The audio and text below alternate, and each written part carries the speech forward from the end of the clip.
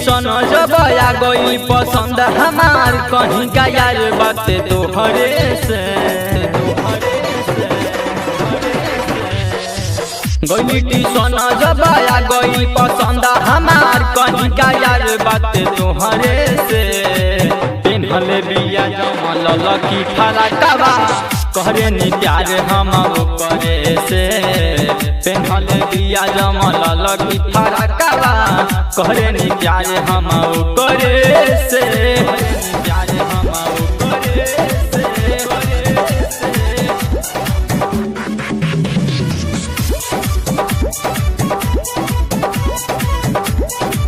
कहरे नी प्यार हम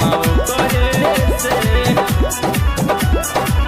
जहिया न जाले पढ़े उठे दिल में बाई ऐसन बुझाला हम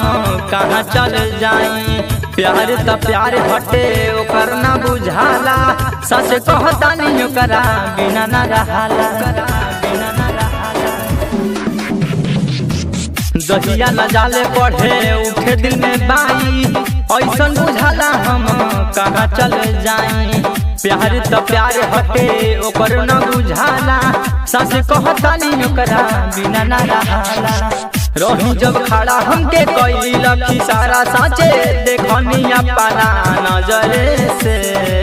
पिन्हले बिया जमल लकी फराकवा कहरे नी प्यार हम करे से पिन्हले बिया जमल लकी फराकवा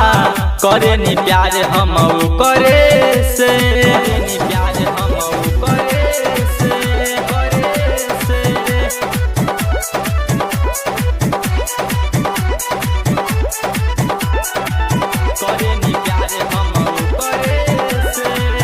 उहो चाहेले हमके हमहू चाहिए दिलवा में बसल बिया साथे हम कहिले आवेला याद हमार देखी रोज रोज हो कैसे विश्वकर्मा होके करिए प्रपोज हो उहो चाहेले हमके हमहू चाहिए दिलवा में बसल बिया साथे हम कहिले